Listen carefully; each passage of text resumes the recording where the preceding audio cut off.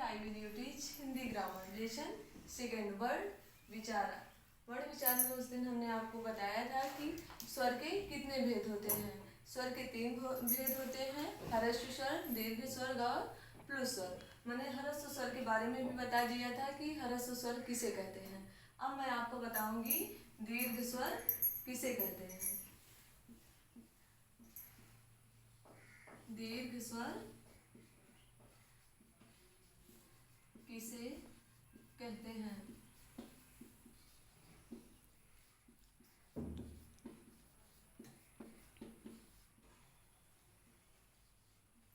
दीर्घ स्वर किसे कहते हैं? जिन स्वरों का उच्चारण करते समय ह्रस्व स्वर से दुगना समय लगता है उसे हम क्या कहते हैं? दीर्घ स्वर। जैसे आ, ई, उ, ए, ऐ, ओ, औ। जिन स्वरों का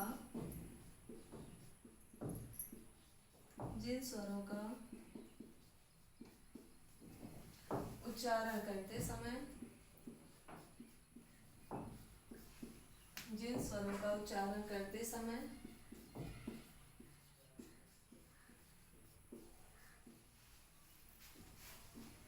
दोगुना समय लगता है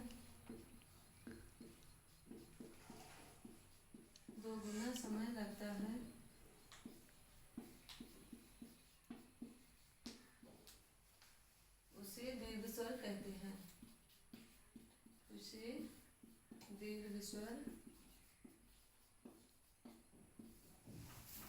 कहते हैं।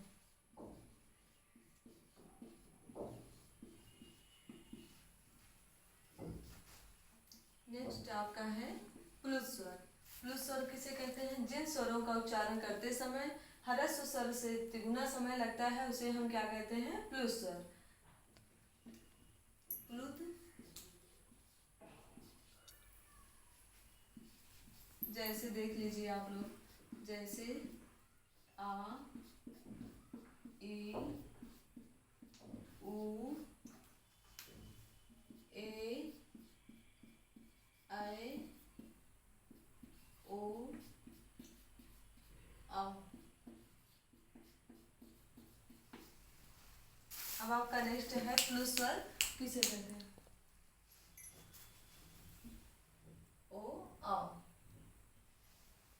प्लुत स्वर किसे कहते हैं?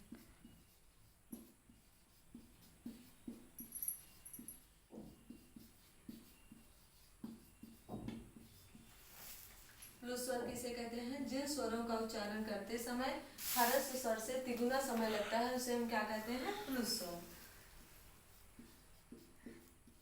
जिन स्वरों का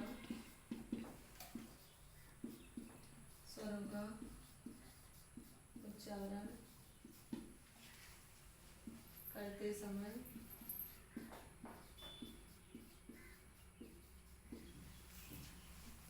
ह्रस्व स्वर से तिगुना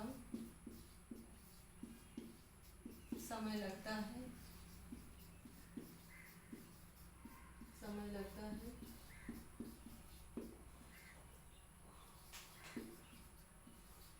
उसे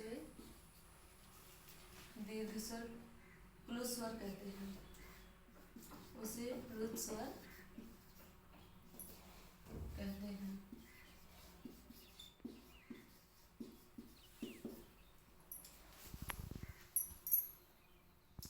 अभी आपका स्वर समाप्त हो गया। अब आपका आएगा अगला, नेक्स्ट है क्वेश्चन अयोगवाह। अयोगवाह हम किसे कहते हैं? आपका अयोगवाह किसे कहते हैं? अयोगवाह किसे कहते हैं? अयोगवाह शब्द आपके कौन कौन से हैं? अन, आ के ऊपर चंद्र बिंदु और आ, इन 3 वर्णों को हम क्या कहते हैं? अयोगवाह।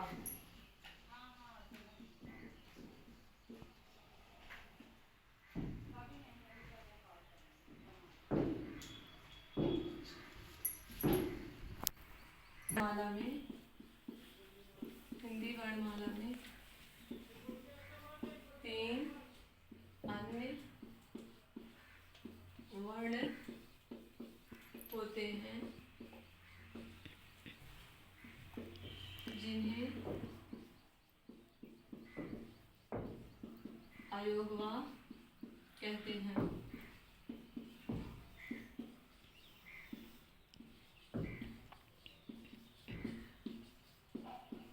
आपके अयोगवाह वर्ण कौन कौन से हैं? जैसे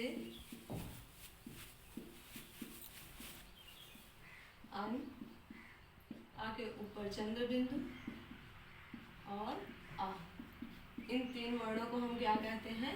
अयोगवाह। इसीलिए आप लोगों का स्वर में इन 3 वर्णों को हटा दिया गया है, इसलिए इनको अयोगवाह कहते हैं।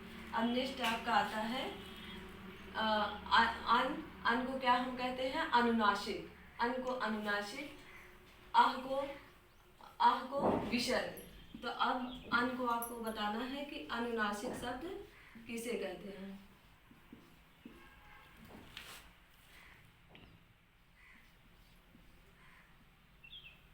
या पहले ये देख लीजिए, अनुस्वार। अनुस्वार शब्द किसे कहते हैं या अनुस्वार किसे कहते हैं?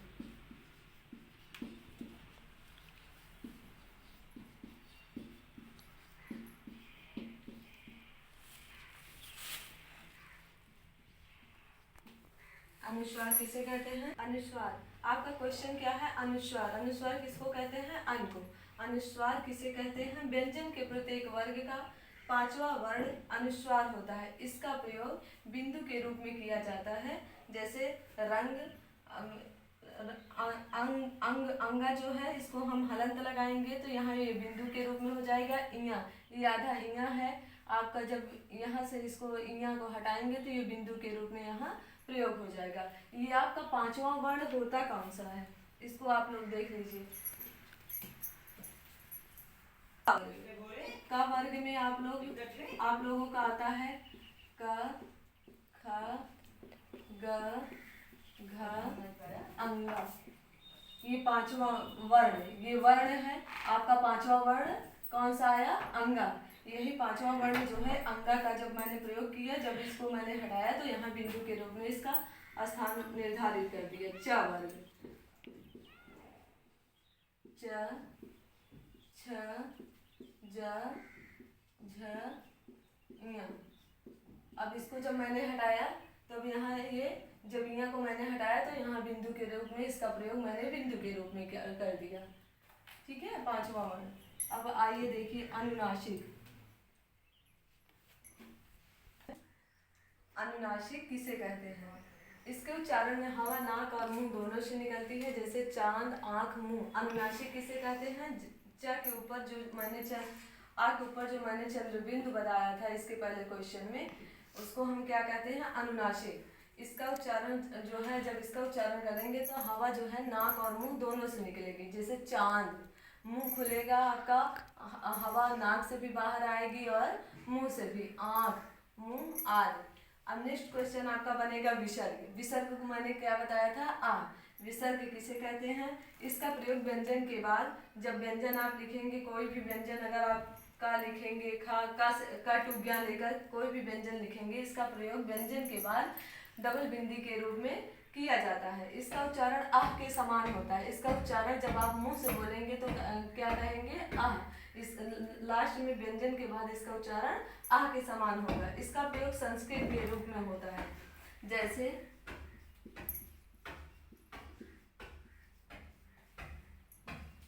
प्रातः,